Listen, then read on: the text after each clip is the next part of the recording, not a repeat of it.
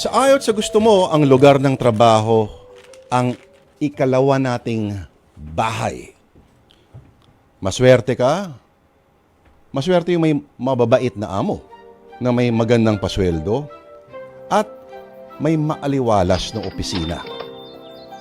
Pero minsan kahit gaano pa kalaki ang sahod mo, malas ka pa rin kung parang nagtatrabaho ka rin sa impyerno. At madalas sa anumang opisina, ang pahirap ay palaging nagsisimula sa maliliit na bagay. Halimbawa, mabagal na computer, mas mabagal na wifi, banyo na walang toilet paper, walang sabon, pagbukas mo ng gripo, ang lumalabas lamang ay bintanang hindi mabuksan, bintanang wala, Xerox machine na palaging sira at palaging walang tinta, ilaw na iindap-indap, switch ng ilaw na may ground. Oo. Delivery vehicle na matagal mag-start at sira ang clutch. Maliliit na bagay, alam ko. Pero, mga kapatid, aminin mo, pagmumulan ng napakalaking sakit ng ulo na kapag hindi inayos, ay may malaking epekto sa iyong kalusugang pangkaisipan at kilos. Pero mga kapatid, sa ating kwento ngayon ay malalaman ni Sandra ng Bulacan na sadyang may mga opisina na may taglay na ibang enerhiya.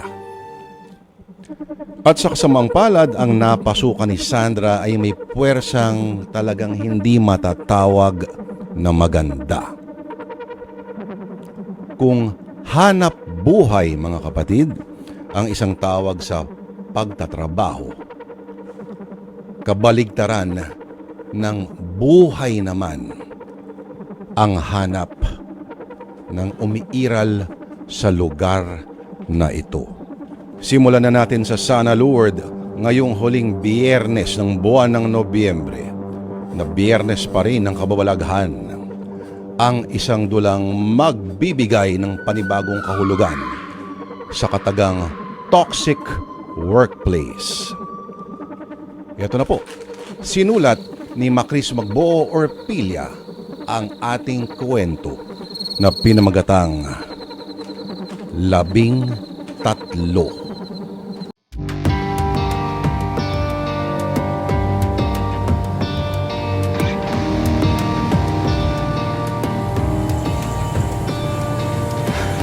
Sandra! Gerald, bakit ngayon ka lang? Hindi ba 5 a.m. ang usapan natin? 30 minutes na ako nakatayo rito sa baba. Tinanghali ako ng gising, saka hindi pa lahat ng tao night shift na kagaya mo. Akin na nga yung dala mong malaking kahon. 1 year ka lang sa trabahong yan, pero ang dami mo naman yatang iuwing gamit galing sa locker mo. Siyempre, halos sa opisina na ako tumira dahil sa kaka-overtime. Marami talaga akong gamit tsaka mga pagkain. Asan ba yung pickup truck mo? Doon ako nagpark sa fast food chain sa tapat. Tara, para makapag-breakfast na rin tayo pagkalagay ko nitong kahon sa sasakyan. Oh, bakit ayaw mo naman kumilos? Nakatitig ka pa dyan sa building. Hindi ba parang ang unfair lang?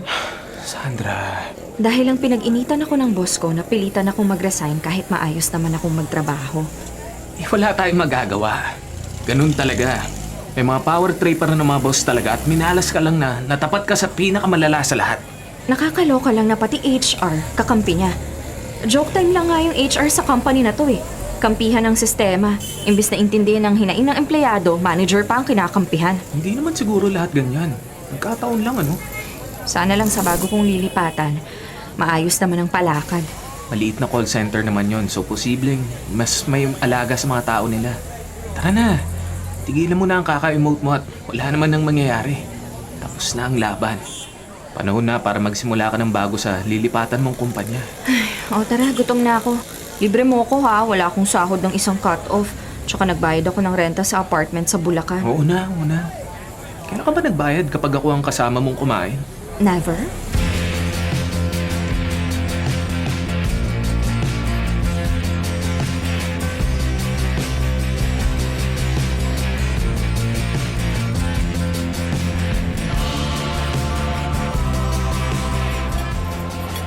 Grabe. Sobrang ginutom ka ba sa last day mo sa opisina kaya ganyan karami ang order mo? O sinamantala mo na ang libre ko? Lahat ng value meals na pang-almusal in-order mo. Baka pwedeng makisubo na lang ako. Akin to lahat. Nag-order ka naman ng tapsilog, yan yung kainin mo. Maglilipat pa tayo ng gamit mo mamaya. Baka antukin ka sa kabusugan. Di ka na naman makakilos. Sana pinaluwas ko na lang si nanay mo Bicol para tulungan ako maghakot ng gamit. Mas marami ka pang talak kaysa sa kanya eh. Grabe ka sa akin na kababata mo na nag-leave pa sa trabaho para lang matulungan ka maglipat ng gamit. Gerald, wala ka talagang trabaho ngayon kasi Sabado. Isa pa, wala naman yatang kliyente ang private investigation firm nyo. Tuwing tatawagan kita, lagi ka namang available. Buti talaga mayaman ka at hindi nauubos ang funds mo. Grabe ka talaga sa akin. Pinaglaanan ka na nga ng oras, inapay mo pa ang opisina ko. Kapag may natira kang pagkain, di kita tutulungan mag-ubos. Kaya ko namang ubusin to dahil sobrang gutom ako. Pagkatapos dito sa fast food, pumunta na kaagad tayo sa boarding house mo sa Sampaloc para hindi tayo abutin ng tanghali sa paglilipat ng gamit sa Bulacan. Bakit nga pala may pasok ka ng Sunday? Nabanggit mo kahapon. Middle East daw kasi ang region na sinusupport ko. So wala silang Friday kaya Sunday ang kapalit ng pasok. Okay na rin kasi hindi calls ang gagawin ko, encoding ng invoices ng kliyente kaya hawak kong oras ko. Bakit call center ang tawag? Hindi naman pala kayo nagko-calls. Pinakamadali kasing explanation yon. Kahit na business process outsourcing naman talaga ang trabaho ng ilan sa mga tinatawag na call center. Nakasanayan na lang kahit mali ang termino. Ganun pala. So, first day mo sa trabaho bukas? Sa Lunes pa ang official start date ko. May mga orientation pa rin naman kasi. Isa pa, paano ako papasok ng linggo kung mag-isa lang ako sa shift tapos hindi ko pa alam ang gagawin? Ha? Mag-isa ka lang napapasok ng linggo? Ang OA lang? Kailangan ba mataas talagang boses mo? Bakit naman gulat na gulat ka na papasok ako mag-isa ng linggo? Ginagawa ko naman yun sa dati kong trabaho eh. Overtime namin kasamang weekend. Pero syempre hindi naman busy city ang pupuntahan mo. Mid-shift ka pa. 10:00 ang uwi mo tapos mag-isa ka lang? Kaunti lang ang tao sa lugar na pupuntahan mo. Marami pang talahiban. Minsan mas praning ka pa talaga kaysa sa akin eh. Wala namang nababalita ang krimen doon. Safe yung lugar na yun. Basta, tawagan mo ako kaagad kapag may kahina-hinala kang nakita o naramdaman. So kapag meron, magte-teleport ka mula dito sa Maynila papunta ng Bulacan? Akala mo naman makakarating ka kaagad 6 na oras ang biyahe kapag congested ang traffic at 4 na oras naman kapag hindi. Kumain ka na nga lang. Lahat na lang ng sinabi ko binahasag mo. Manira ka ng diskarte.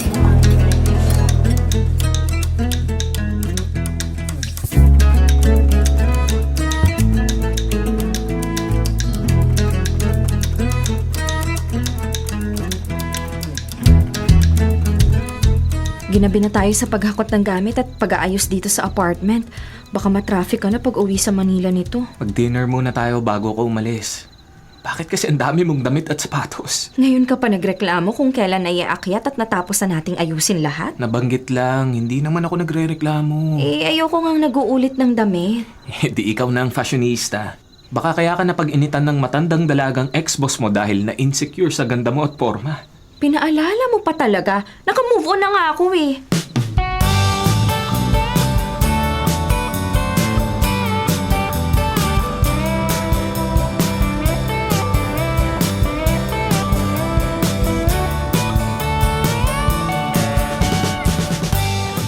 Marky, salamat sa orientation at sa mga naituro mo kahapon at kanina ha. Malaking tulong talaga kasi ibang system na alam ko sa dati kong I trabaho. don't mention it. Masaya na ako na dalawa na tayong pretty, sexy at matangkad dito sa team. Puro thunders lang kasi ang ka-team ko lagi. Nag-aalisan lagi ang mga bagets. Sana magtagal ka naman para may friendship ako. Buti nga tumatanggap dito ng kahit anong edad eh. Mostly, kakilala na may-ari ang workers and staff dito. Pati mga gwardiya rito sa building. Ang alam ko, kamag-anak din ng company at building owner. Kaya pala parang diverse masyado ang staff. May mga entry-level na fresh graduates, may matatanda, may isa pa akong nakita na naka-wheelchair. True. Kahit na 5 lang ang kasya sa elevator ng building, okay na rin kasi kahit papano may nasasakyan tayo at pati na ang wheelchair ni Miss Esther. Si Miss Esther nga pala, tingin ng tingin sa akin kahapon nung ipinakilala mo ko sa floor. Parang may gusto siyang sabihin. Ay nako, girl. Nagtatarot reading si Miss Esther. Sabi niya, dati raw siyang espiritista. Pero gusto niya magtrabaho ng regular, kaya namasaw ko na rin siya at bilang agent dito. Yun. bakit kaya gano'n na lang ang tingin niya sa akin, lalo na nung ipakilala mo ko bilang Middle East Support Team member? Ay nako, saka ako na lang kukwento sa iyo ang detalye ha. Super mahabang long story ha. Nakita mo naman ha. Parang Super sobrang na haba. O sige, next time na lang. Oh, basta this coming Sunday ha, pagpasok na office, mag-message ka lang sa akin kapag may tanong ka, okay? Medyo mabagal lang siguro ako mag-reply kasi may lakad kami ng mga Jowa Bells ko. Nakita mo mga Jowa Bells. Oo naman, okay lang. Salamat ulit.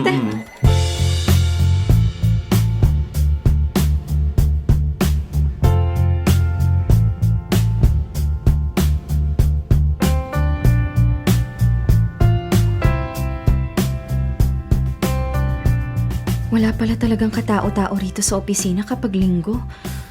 Ay, pwede naman siguro ako magpatugtog ng mahinang music mamaya dahil ako lang naman ang nandito.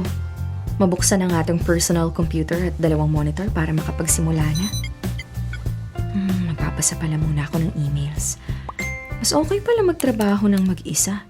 Mas makaka-focus ako dahil wala akong makakausap. Sandra, kaya mo to. Huwag ka lang lilingon kung saan-saan dahil ang cubicle mo lang ang may ilaw. Ay, malaka! Nakakagulat naman, ang lakas pala ng ringtone ko. Hello, Gerald? Ano ba? Bakit hindi ka na lang nag-text? Nagulat ako, munti ka na akong mahulog sa silya sa takot. Ang OA! Tumawag lang ako kasi kukumustahin kita. Sigurado ako, kinakausap mo na naman ang sarili mo dahil sabi mo nga, mag-isa ka riyan sa opisina. Oo nga, kausap ko nga ang sarili ko kanina. Nagkakaintindihan naman kami bago ka tumawag. So, kumusta? Maliwanag naman ba? Magtaas ka ng blinds o kortina o kung ano ba ang nandyan. Teka, i-speakerphone muna kita. Ilalapag ko rito sa lamesa. Itataas ko mga blinds ng bintana.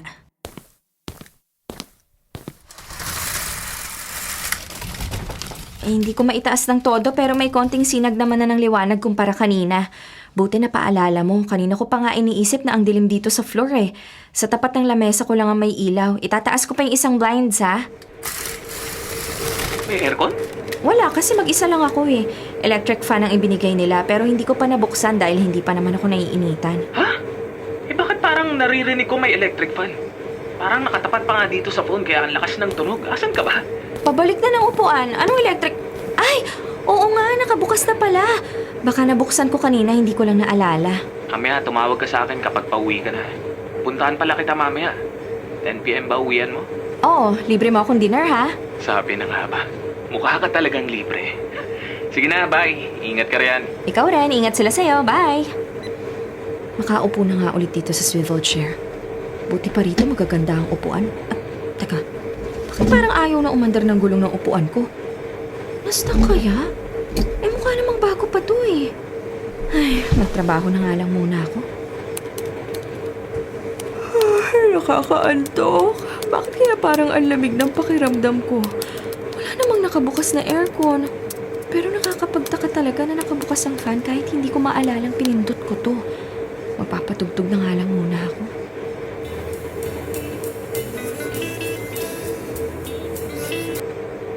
Bakit huminto? Grabe na. Parang lahat na lang ng gamit ko nasisira. Itong upuan ayaw gumalaw. Yung electric fan bumubukas mag-isa. Ngayon naman yung music player ayaw tumunog. Ay, makababa na nga lang muna para bumili ng pagkain.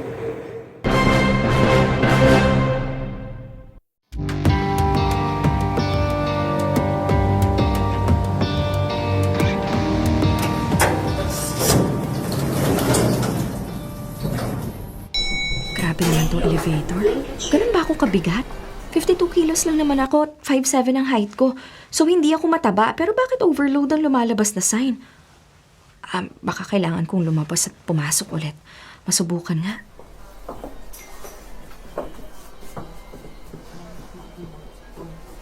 Ay, ayan. Sabi na nga ba, glitch lang ng elevator eh. Ang liit na nga ng 5-person na capacity, nagloloko pa. Kakaloka ah. Hello? Hello, Sandra! Hello! Si Marky to. Kamusta ang first Sunday support day mo? Hi Marky, okay naman. Ito nasa elevator. Pababa ako ngayon, bibili lang ng pagkain. Okay. Medyo may topak lang ang elevator kapag linggo, ha? Not sure why, pero sa mga kwento ng dating Sunday support, lagi raw overload capacity kineme ang peg. Kaya pala, parang ganun nga.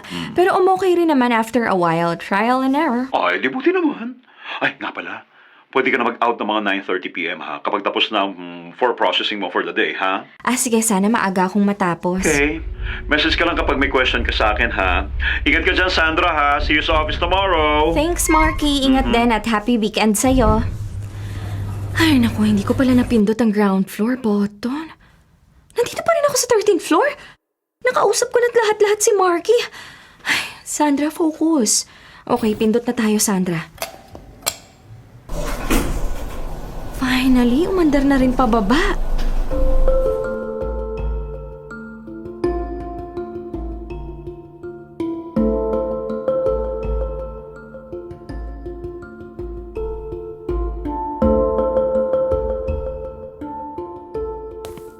Paparating ng security guard.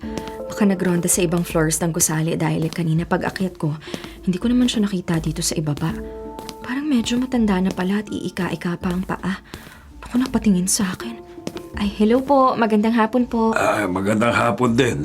Ikaw ba yung bagong empleyado sa 13th floor na papasok tuwing linggo? Opo, ako nga. Bibili lang po ako ng pagkain. Kayo po ba? May gusto po kayong ipasabay? Medyo may kalayuan yung convenience store. Ay, naku, wala po. Ayos lang po ako. Kapag may kailangan po kayo, sabihin niyo lang po ako. Ako nga po pala si Guido. Sandra naman po ang pangalan ko. Sige po, salamat Mang Guido. Matanong ko lang po, may naglilinis ba rito kapag linggo? Sa gusali na ito? Oo, minsan meron. Ba't mo na itanong? Kumakalabog po kasi dun sa CR sa 13th floor pagdaan ko. Naisip ko nga baka may naglilinis. Naku, hindi ako sigurado. Diba ang dinadaanan ng mga naglilinis kapag umaakyat Sa hagdanan lang sila. Ganun po ba? Sige po, salamat po. Ano naman kaya yung narinig ko kanina? Baka may nahulog lang sa loob ng banyo. O baka nga may naglilinis talaga.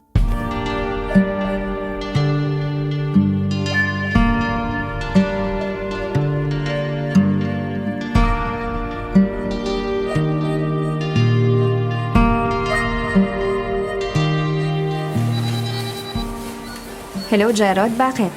Hindi pala ako matutuloy dyan mamaya. Baka bukas na lang ako magpunta ng umaga. Tawagan mo ko pagdating mo na apartment ha. O kaya mamaya pag pauwi ka na. Para may kausap ka habang naglalakad sa daan. Parang masyado ka yatang praning ngayon. Mayat maya ang tawag mo at reminders. Ang layo mo kasi. Hindi ako mapakali. Hindi ko alam kung bakit parang masama ang kutob ko. Ayan ka na naman sa mga kutob-kutob mo Kung papatulan ko lahat yung mga kutob mo, baka pumasok na lang ako sa kumbento. Doon sa hindi ko kailangan lumabas at makisalamuha sa mga tao. Ikaw talaga, pambasag ka lagi sa mga sinasabi ko. Inis na inis ka?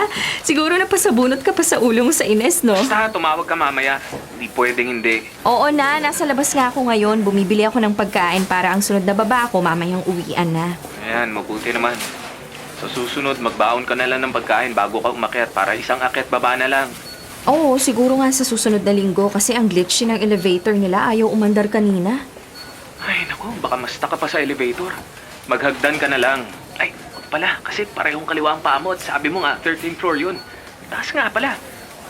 Basta, doble ingat ka lang dahil ang clumsy mo. Grabe ka sa akin. O sige na, tawag na lang ako mamaya. Nagbabayad na ako ng binili ko rito sa convenience store. Babalik na ako sa office. Bye!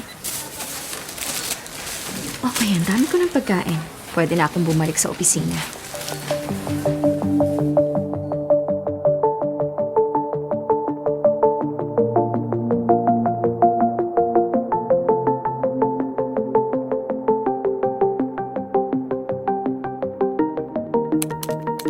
.30 pa lang pero matatapos ko na tong workload na naka-assign sa akin. Nabasa ko na rin at nasagot lahat ng emails. Makapikit nga muna sandali. Bakit pakiramdam ko parang ang sikip-sikip dito sa cubicle ko kahit ako lang naman mag-isa? O baka naman dahil masakit lang yung katawan ko dahil naglinis ako kahapon sa apartment. Basta ang bigat ng pakiramdam ko. Lahat na lang ng gamit ko may topak. Biglang nag-play yung music player ko dala. Kanina pinapatugtog ko, ayaw naman. Makapagtrabaho na nga lang ulit. Pero bago yan, mag-iinat muna ako ng bongga para magising ang diwa ko. Ay, nakakaloka tong upuan! Kabago-bago parang sira na nga. Nag-stretch lang ako, napadantay ng konti yung paa ko sa sahig, biglang umandar pa atras tong upuan. Samantalang kanina ayaw gumalaw. Ay, bilisan ko na nga para makauwi na.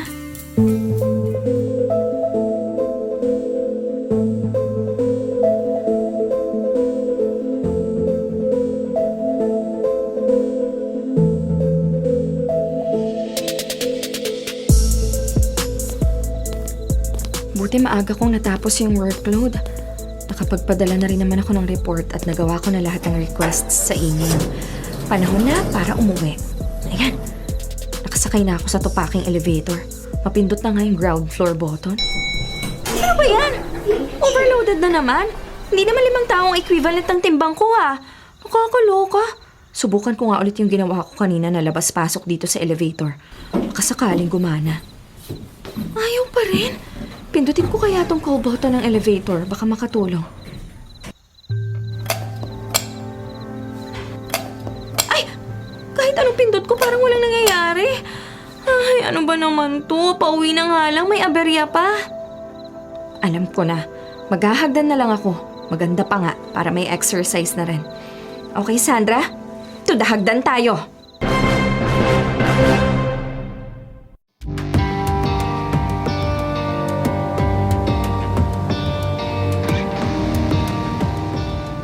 Bakit kaya walang sumagot nung pinindot ko yung button sa elevator para tumawag ng saklolo? Paano pala kung natrap ako sa loob walang sasagot sa tawag ko? Dapat ma-report ko to bukas sa building administration. Ano yan? Bakit ka tumatawa? May iba pa bang gumagamit ng hagdan sa oras na to?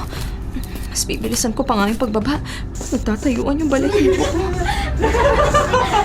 May tumatawa talaga pero wala naman ako nakikitang ibang tao. Ay, Diyos ko, ano ba to? Kanina pang ang daming nangyayari kakaiba pero hindi ko naman pinapansin. Pero ito dinig na dinig ko kahit wala ako nakikita. Mas bibilisan ko pa yung paghakbang pababa. Bilisan mo pa, Sandra. Parang ang lapit-lapit lang ng mga nagtatawanan kahit wala namang ibang tao rito kundi ako lang. Ang lakas ng kaba ng dibdib ko. Gusto ko na lang tumakbo. Bakit kasi saliwa ang mga paa ko eh? Nahulog tuloy ako. Ay, sobrang sakit ng ulo at katawan ko. Kailangan makahingi ako ng saklolo dahil pakiramdam ko mawawalan na ako ng malay tao. Tulong! Tulungan niyo ako!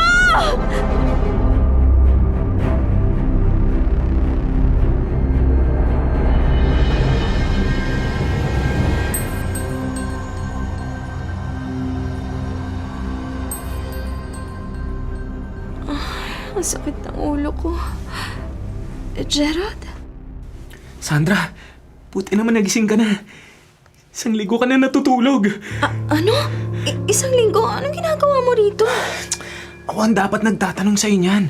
Anong ginagawa mo rito sa ospital? Di ba sabi ko mag-ingat ka? Tatalakan mo talaga ako ngayon? Ang sakit na nga ng katawan at ulo ko. Nakausap ko ang doktor.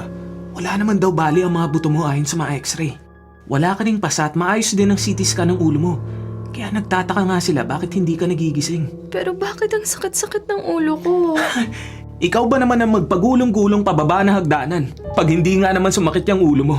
Ay, mabuti na lang may janitress na nakakita sa'yo. Baka ang janitress din yung tumatawa sa hagdanan. May kasama ba siya? Anong tumatawa? Isa lang siya. Siya rin ang tumawag sa akin. Tinawagan niya daw ang huli mong kausap sa phone. Mabuti na lang malapit na ako noon sa opisina mo kaya nadala ka namin kagad sa ospital. Akala ko ba hindi ka makakapunta dahil sira ang kotse mo? Masama nga ang kutob ko kaya nanghiram ako ng sasakyan sa kaibigan ko. Mabuti na lang pinakinggan ko ang kutob ko. Napaka-clumsy mo talaga. Ay, teka. Anong gusto mong breakfast? Bibili muna ako unless gusto mong kainin ang rasyon ng ospital.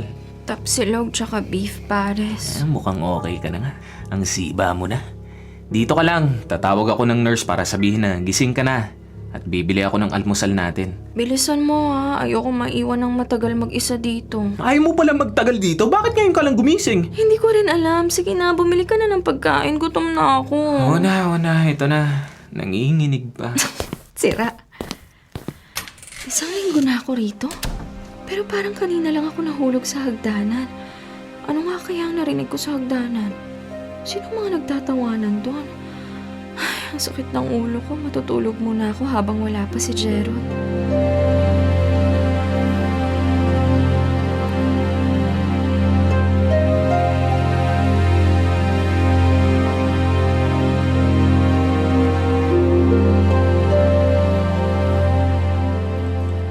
Oh my gosh, Sandra, ba't Pumasok ka na kagad. Okay ka na ba, girl? Eh, mahigit 1 week na nga akong absent eh. Pasensya na kayo ha. Ayos naman na ako. Hindi, okay lang. Accident naman yung nangyari. Mabuti na lang din at okay ka. Teka, maiba ko. Sino yung nagbantay sa'yo sa ospital na Hank? Dumalaw kasi kami sa'yo eh. Kaso tulog ka pa. Ah, si Jared yun. Best friend ko since childhood. Bes. Akala ko jowa bells mo. Hindi, no! Close friends lang talaga kami. Sige. Sabi mo eh. Ang showbiz ang sagot, ha? Sa bagay mo nga naman kayong dalawang taga-showbiz. Kakain nga pala muna kami sa baba. Nag-pre-shift overtime kasi kami, kaya gutom na. Gusto mo sumama? Hindi na. Kumain na ako kanina. Sa apartment ko kasi nagstay ngayon si Jared eh, kaya may tagaluto ako ng food. Tagaluto, tapos friends lang kayo? Totoo, friends lang kami. Grabe ha, napakaswerte mo naman sa kaibigan ha. Hank na ha. O siya, see you maya-maya. May iwan kang mag-isa rito sa taas pala ha, kasi lahat kami bababa, okay? Okay lang, enjoy your meal. Sige, bye. Ay, mag-isa na naman ako. Parang Sunday shift lang. Wow, bakit parang ang ayos na nitong silya ko? May nagpalit kaya ng upuan ko o inayos ang gulong? May tumatawa na naman. Mas naririnig ko ngayon parang mga babae at parang mga lalaki. Bakit gumagalaw yung upuan ko at parang may mabigat na nakakapit sa balikat ko? Ah! Sino ka? Hindi ba babalikat ko? Huwag mo itulak ang upuan ko! Sandra. Sino ka? Nakikita mo ko, Sandra? Sila ba nakikita mo? 5 kaming mga bagong kaibigan mo, Sandra. Ikinagagalak ka naming makilala at makasama. Bakit ganyan ang itsura niyo? May natuyong dugo ang ulo, sugatan ang katawan, madumi ang damit na suot at ibang kulay ng balat. Sino kayo? Layuan niyo ako! Kailangan makaalis ako rito.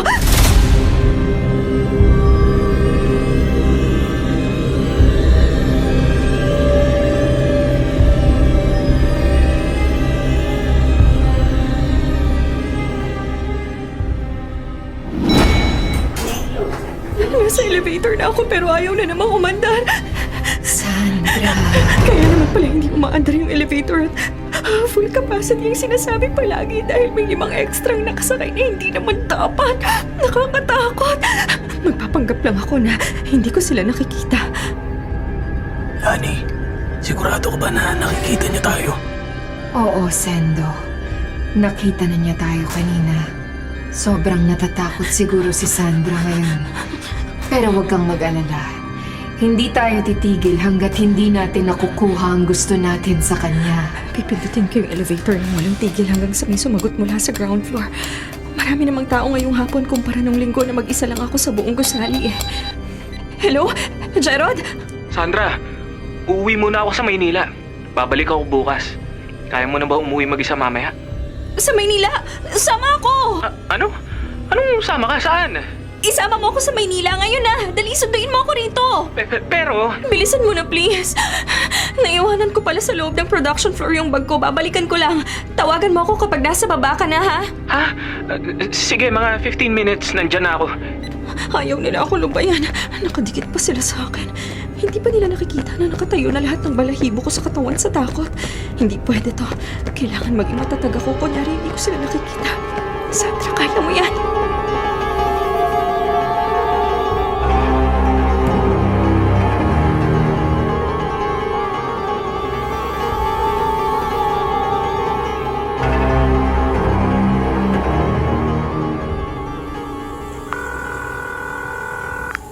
Hello, Marky? Oh, Sandra. Ano kasi, sumama kasi ulit ang pakiramdam ko. Siguro na binat, pwede bang mag-file ulit ng sick leave o kahit emergency leave kahit hanggang this week lang? Ha?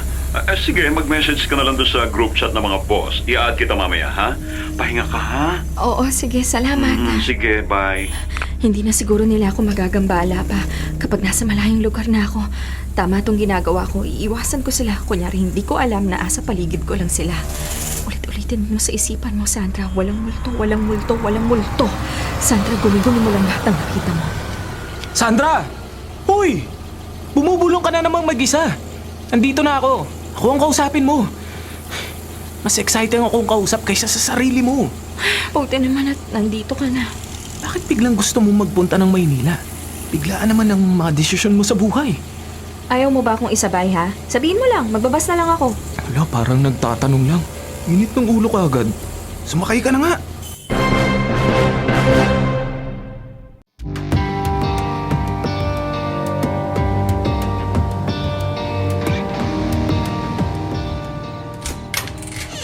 Simula sa Bulacan hanggang sa makarating tayo rito sa bahay, tulala ka. Ano ba nangyayari sa'yo? Epekto ba ng pagkatama mo yan ng nahulog ka sa hagdan? Gerald, naniniwala ka ba sa mga multo? Ano? Pinagtitripan mo ba ako? Ano ba yung mga tanong mo? Seryoso ako. Hoy Gerald, akin na lang yung kwintas mong krus. Yung silver na suot mo para may pananggalang ako. Dati pinagtatawanan mo ko kapag sinasabihan kita na may mga kutob akong nagkakatotoo. Eh naman tinatanong mo ko kung naniniwala ako sa multo. Inaarbor mo pa tong kwintas ko.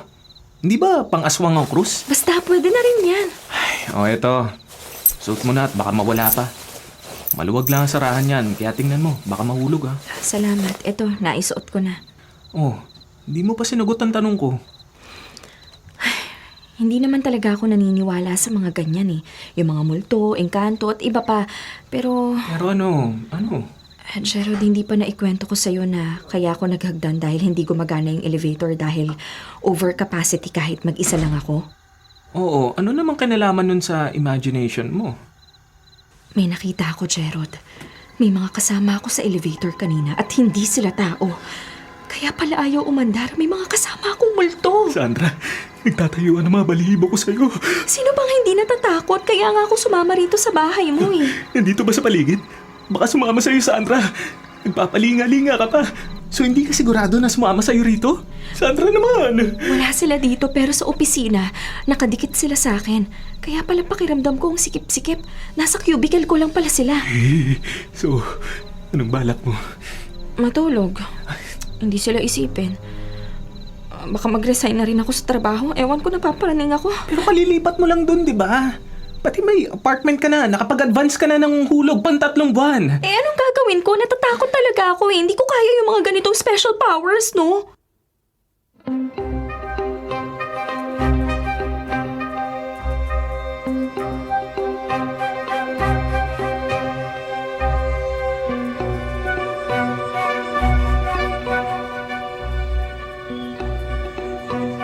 Tatlong araw ka na rito. Pero lalong lumalalim yung eye bags mo. Di ka na naman ba natutulog? Gustuhin ko mang matulog, hindi ko magawa. Dinadalaw ako sa panaginip ng 5 dugoang multo na nakita ko sa opisina. Wala silang ginawa kundi tawagin ang pangalan ko ng paulit-ulit. Nako, kung hindi lang kita kaibigan, iisipin ko baliw ka. Mas okay pa nga sana kung baliw na lang ako kaysa nakakakita ako ng multo eh. Dito ba sa bahay wala? Hindi ko maripas na ako ng takbo palabas kung meron din dito sa loob. Eh baka naman kasi may kailangan sa'yo 5 yun. Bakit di kasi kayo mag-usap? Anong mag-usap? Kaloka to, ayoko nga. Kausapin mo nga. Pati nga sa panaginip, tinatawag ka na oh. Hindi titigil yan hanggat hindi mo hinaharap. Ayoko nga kasi natatakot nga ako. Eh di iba ang ipakausap mo. Tara, maghanap tayo ng espiritista. May FB page ba yung mga ganon? Saan naman tayo hahanap? Alam ko, kapag marunong mag-tarot reading, minsan mga espiritista yon. Di ba kwento mo sa akin ng first day mo sa trabaho mo? May ka-team kayo na nagbabasa ng tarot cards? Oo nga, tama. Ang galing mo. Tandang-tanda mo mga kwento ko sa'yo kahit ako minsan nakalimutan ko na. Siyempre. O paano? Tawagan mo na tapos puntahan natin. O sige, pumasok ka na sa work. Mamayang gabi pa siguro natin pwedeng puntahan kasi may pasok sila eh. Ako lang naman tong absent. O siya, kumain na tayo para makaalis na ako. At ikaw, makapagpanggap ka ng natutulog ka kahit nakatulala ka lang naman.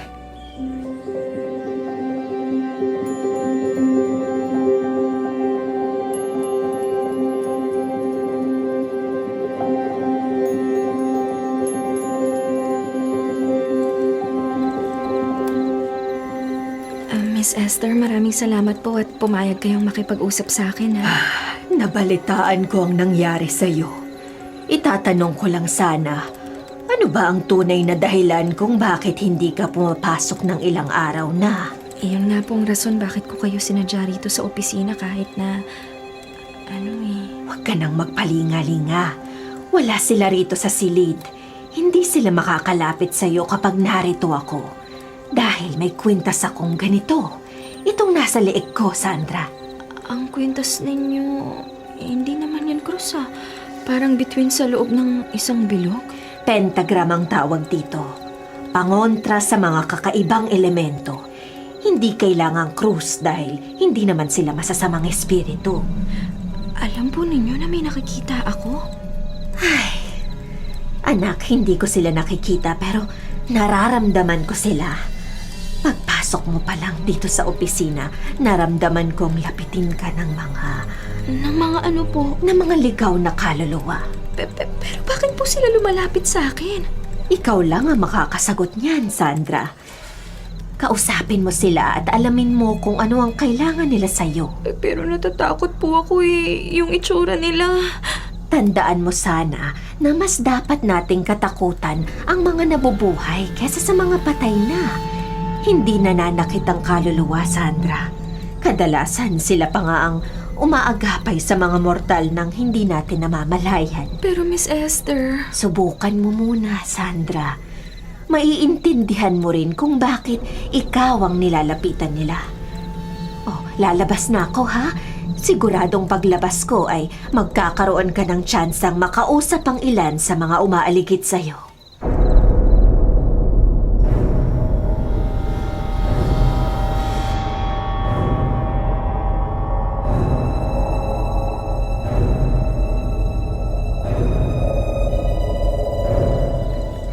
Sandra. Nanggagaling ang boses sa likod ko. Bigla rin lumamig ang paligid. Ipipikit ko na lang ang mga mata ko.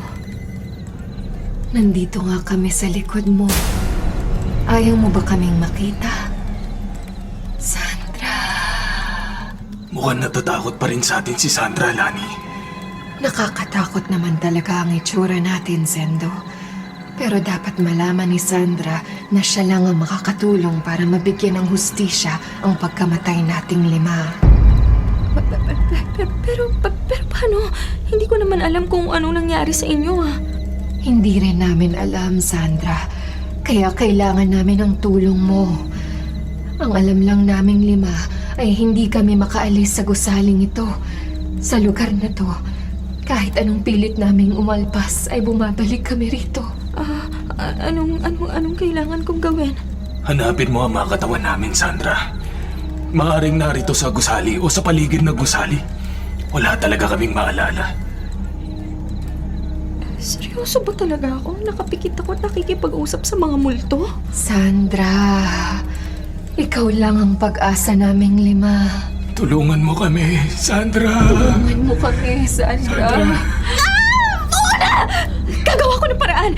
Pero please, huwag niyo na muna akong tawagin sa pangalan ko. Pakiusap!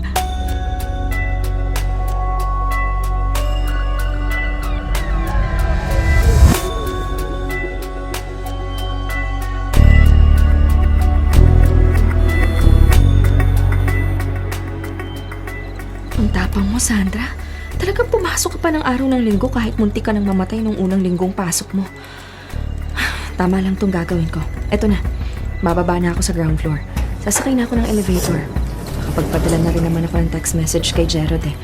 Alam na niyang palabas na ako ng gusali. Buti naman hindi na nag-overload na message ang elevator. Ha? Nag-spark at biglang namatay ang ilaw. Huminto rin ang elevator. Kung nagka-power outage siya. Ano yan? Bakit may tunog na gano'n? Bumubukas ang pintuan ng elevator. May tumutunog.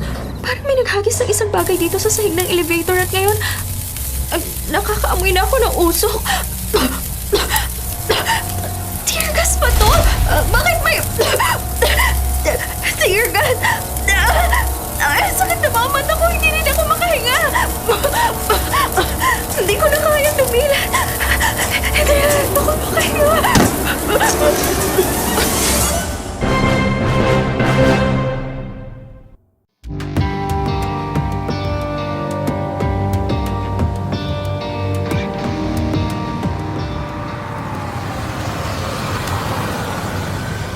Bakit walang signal? 20 minutes na ako dito, wala pa rin balita kay Sandra. Sama ng kutob ko. Bababa na ako at hahanapin ko siya sa gusali o kahit saan pa. Ako, dapat hindi na lang ako umalis kanina nung paghatid ko sa kanya. Kung bakit kasi biglang nagkalid sa isang killer na naglaho na lang na parang bula 2 taon na nakalipas. Hindi ko rin naman nahanap ang witness. Maandap-andap ang mga ilaw sa loob ng gusali.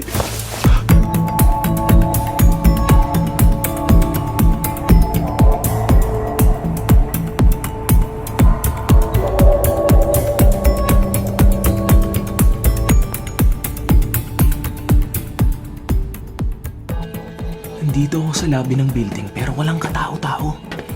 Kahit ang gwardiya ay wala. Paano ko ngayon ipagtatanong kung nasaan si Sandra? Ayun ang elevator. Pero bakit nakabukas at parang sira? Out of order yata. Uy, nagre-ring ang landline dito sa desk sa lobby. Sasagutin ko ang tawag ha. Hello? Ano to? Wala namang sumasagot sa kabilang linya. Sandra, asan ka na ba? Kung wala siya rito sa ibaba, pupuntahan ko sa itaas. Sa 13th floor. Kailangan magpadali ako umakyat ng hagdan. Nag-ring na naman. Hello? Wala namang sumasagot. Sandali. May CCTV sa palibot ng gusali. Ang monitor ng CCTV camera ay katabi ng landline kaya't nakita ko na may kumislap na kung ano doon sa may gilid ng gusali. Baka makapagturo yun kung nasaan si Sandra.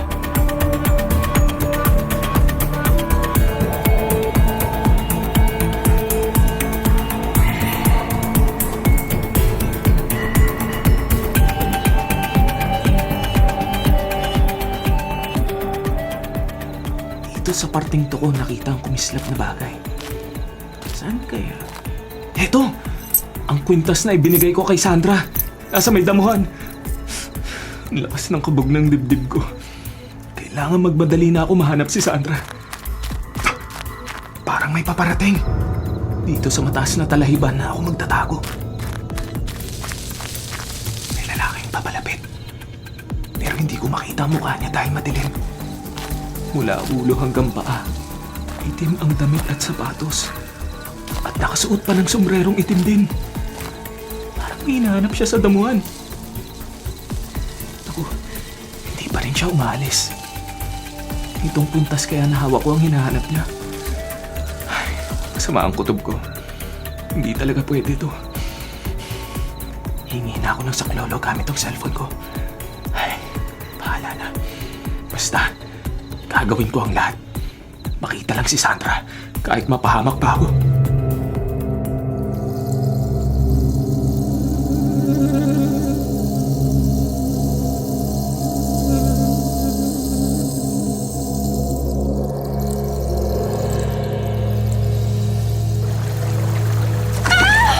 Nakita ko na naman ang 5 multong yun sa panaginip ko. Ha?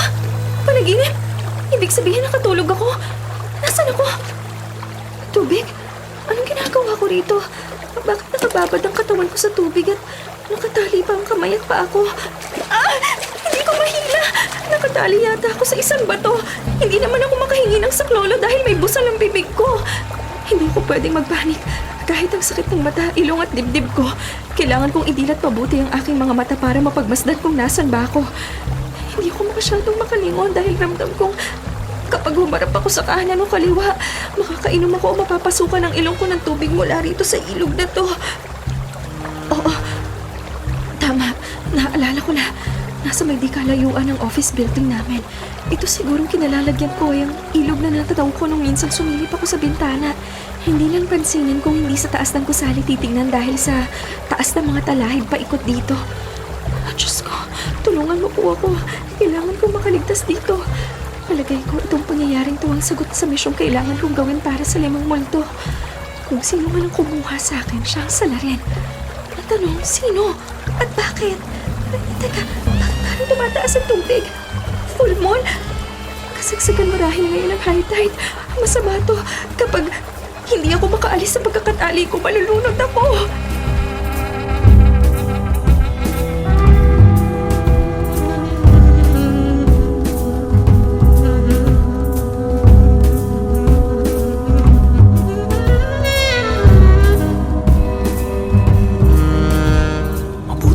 na pagod na rin maghanap ang kahinalang lalaking yon. Halos kalahating oras din siyang parang hindi mapakali. Ngayon, susundan ko siya. Hindi ako magpapahuli. Huh? Bigla na wala. Nasaan? Ano akala mo, bata? Hindi kita mahalata? Kanina ka pa sumusunod sa akin eh. Sino ka? Bitiwan mo ang braso ko! Hindi kita sinusundan! Naligaw na ako! Alis na rin ako! Naligaw ka rito, 10 oras ng gabi. Sino niloko mo? Ha? Bakit parang pamilyar ang mukha mo? Teka! Ikaw? Sikat ba ako? Bakit? Kilala mo ako? Ikaw ang wanted na kriminal na matagal nang ipinaghahanap ng mga pulis! Kidefredo Salazar! Hindi pala ako nakalimutan ng mga pulis. Pero tama ka.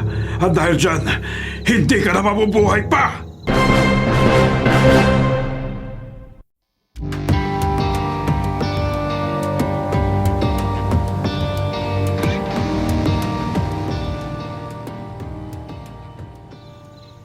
Yun na akala mo! Malakas ka sumuntok at sumipa, bata, ha? Pero tignan ko ang galing mo laban dito sa baril ko! What? Hindi ako lalaban! Ito, nakataas na ang dalawang kamay ko! Gusto ko lang naman hanapin ang kaibigan ko. Hindi naman talaga kita gustong sundan. Nagkataon lang na... Kaibigan? Dito? Sa Talayban? Paano maninigaw dito ang kaibigan mo? Oo! Kaya pabayaan mo na lang ako umalis. Kunwari na lang hindi tayo nagkita. Nagpapatawa ka ba? Nasa harapan na kita. Pakakawalan ko pa? Hindi na bang napatay ko at pinalubog ko rito sa ilog na ito? Ikaw, magiging special ka dahil pauulanan muna kita ng bala bago kita tuluyan! Ha? Pulis! Tumawag ka ng mga pulis! Pagkakataon ko na sumugod at agawin ng baril niya bago pa niya maisipang patayin ako. Akin ang baril mo!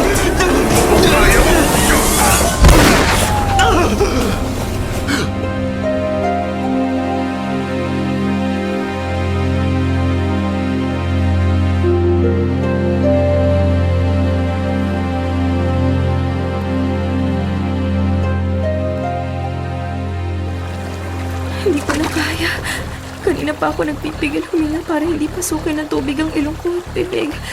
Diyos ko, kung nakikinig po kayo, sana magkaroon ng saysay itong magiging pagkamatay ko. Mahanap sana ako ni Gerald pati ang katawan ng 5 kaluluwang gusto kong tulungan. Patok ng baril yun ah.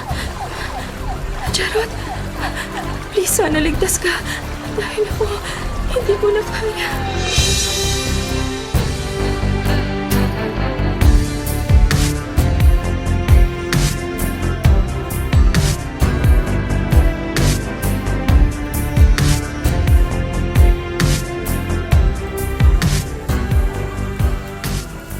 Sandra. Sandra. Gerald? Ay. Oo.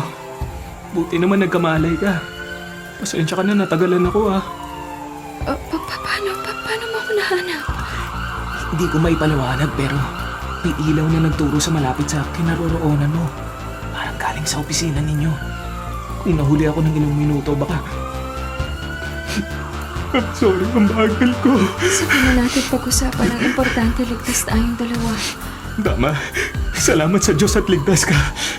Nahuli ba ang dumukot at nagdali sa akin, Gerald? Oo. Hindi na siya makakapaminsala pa kahit kailan. Magpahinga ka na muna. Umikit ka lang pero huwag ka muna matulog ah. Hawakan mo lang ang mga kamay ko. Salamat, Gerald.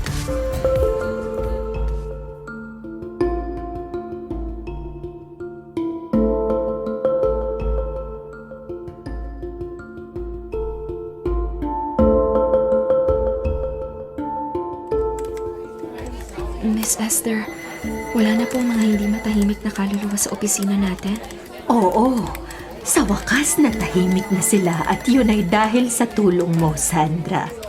Nakakaawa ang sinapit nila. Pinatay sila sa elevator at saka sila itinali sa bato at pinalubog sa ilog. Halos magkakalapit ang mga labi nilang 5 dun sa ilalim ng ilog kung saan muntik rin akong malunod. Alam mo, maswerte ka. Maraming gumabay at tumulong sa'yo para makaligtas. Balita ko, ang kaibigan mo raw ay tumawag sa mga pulis kahit hindi alam kung may mahuhuli ba sila o hindi. Opo, Miss Esther, pati yung mga multong yun ay tumulong din sa akin. Alam ko lahat ng tulong ginawa nila para matupad ko ang misyon at matahimik na tayong lahat lalo ng mga kaluluwa nila. Nakakaawa ang mga pamilyang naiwan nila. Mga bata pa sila na may maganda sanang kinabukasan. Oo nga po eh. Akala ng opisina nagsialisan lang sila sa trabaho dahil ayaw pumasok ng linggo. Ang akala naman sa bahay eh, baka naglayas o nagtanan. Hindi natin alam na kalunos-lunos pa lang sinapit nilang 5. Siya nga pala, may memorial mass mamayang gabi ha. Sana ay tuluyan ng matahimik ang mga kaluluwa nila.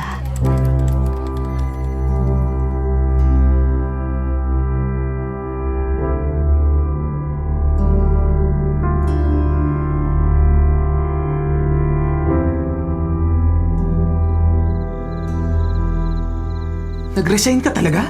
Agad-agad? At sumama ka pa rito sa bahay ko. Iniwan mo ang apartment mo sa Bulacan. Oo, gusto ko kasi dito na ulit sa Maynila. Hahanap na lang ulit ako ng trabaho dito, kaya pwede naman sigurong mag-apply na asawa mo. Ha?